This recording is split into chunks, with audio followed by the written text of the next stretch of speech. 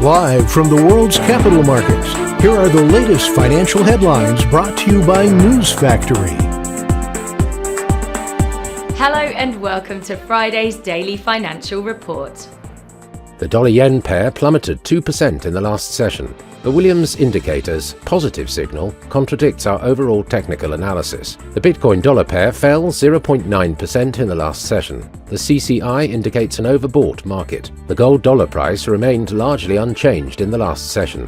The ROC is giving a positive signal. The oil-dollar pair saw a minor rise of 0.1% in the last session. According to the RSI, we are in an oversold market. And now let's hear what our chief analyst picked up for us today.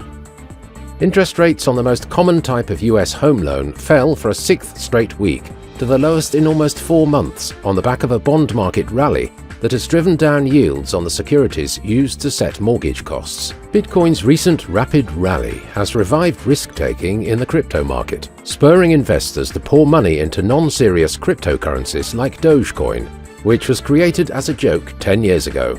Dogecoin rose over 15% this week. The euro eased to its lowest in over 3 weeks as traders intensified bets that the European Central Bank would start cutting rates starting in March 2024, while the dollar was steady ahead of crucial payrolls data this week. Those were today's major economic events, and now moving on to world financial headlines. The US non-farms payrolls will be released at 13:30 GMT.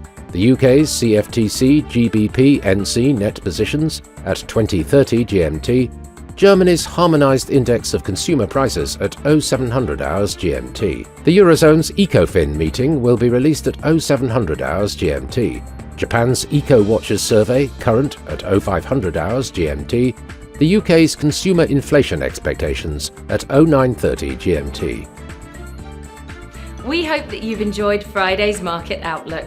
On behalf of all of us here, we wish you a productive trading day.